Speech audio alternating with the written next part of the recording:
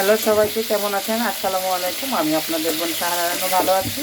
তো এইখানে আমি মুরগির মাংস ভাজতেছি, কারণ আমি বুটের ডাল দিয়ে রান্না করবো আব্বার জন্য। আর আমার আব্বা আমার হাতের বুটের ডালটা অনেক বেশি পছন্দ করে, বলে আমি অনেক ভালো রান্না করতে পারি। তো ভাবলাম সবসময় তো খালি ডাল রান্না করি, আজকে একটু মাংস দিয়ে রান্না করি। সেই জন্য মাংসগুলো ভাজতেছি আর রান্না করব। বুটের ডাল আমি কালকে অলরেডি বয়েল করে রাখছি। এখন শুধু মাংসটা রান্না করে ডালটা শুরু করে ছেড়ে দেওয়া এই আর কি। আর রুটি তো আমার নিত্যদিনের সঙ্গী। তো মাংসগুলো আমার বাজার শেষ, বেশি ভাজবো না, বসাই দেবো এখন।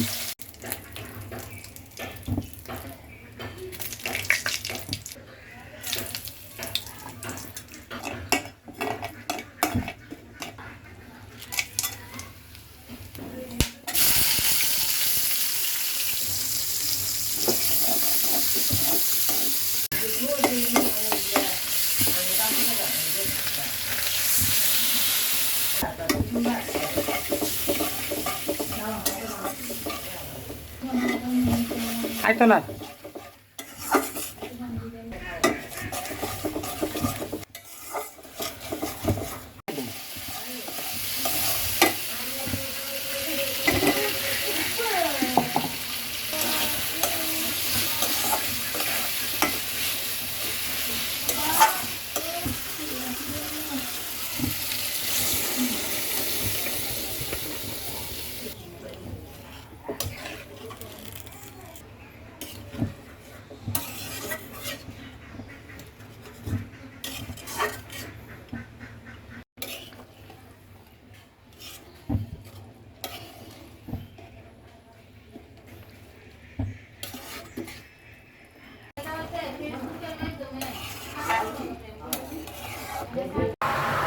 বুটের ডাল রান্না করার পরে রান্না চাপাই দিচ্ছি।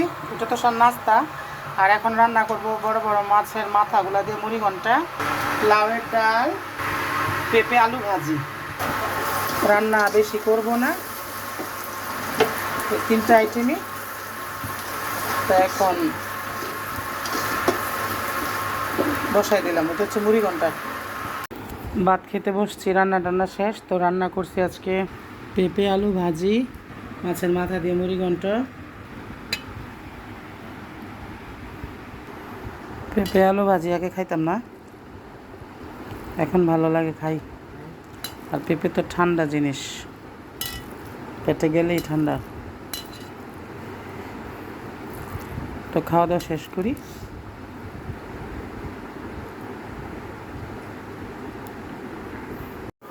দুপুরে খাওয়া দাওয়ার পরে ঘুমাই শুয়ে পড়ছিলাম। পরে স্টুডেন্ট আসছে, ওদেরকে পড়াইতে হয়েছে। আর ওদের যেহেতু সামনে এক্সাম, সেই জন্য একটু ঝামেলা বেশি। কারণ আমি তো প্রায় 6-7টা স্টুডেন্ট আমার কাছে আছে। তো ওদের এক এক দিন এক একটা পরীক্ষা। আর পরীক্ষার আসলে কোনো তালবেতাল পাচ্ছি না। সবচেয়ে বড় কথা হচ্ছে এটা, বাচ্চাদের পড়াইতে গেলে দেখা যাইতেছে যে একটা জিনিস ভালো করে শিখাইছি, পরে আবার ভুলে যায়। তো বানানগুলো তাদের কেমনভাবে শেখাতে হয় যাতে তাদের পরীক্ষার কলমের আগায় থেকে যায়, বানানগুলা যাতে সমস্যা না হয়। তো যাই হোক, পরীক্ষার প্রিপারেশনটা আমি জব যখন করতাম তখন আমার স্টুডেন্টগুলোরা বলতাম যে বানানগুলা সবসময় ঠিক রাখবা, আর পরীক্ষার মধ্যে ঠান্ডা মাথায় পরীক্ষা দিবা। আর এখনকার যে স্টুডেন্টের অবস্থা সেটা আর বলার দরকার নেই। যাই হোক, এদের কি দোষ, পড়ালেখা যেমন তেমনই।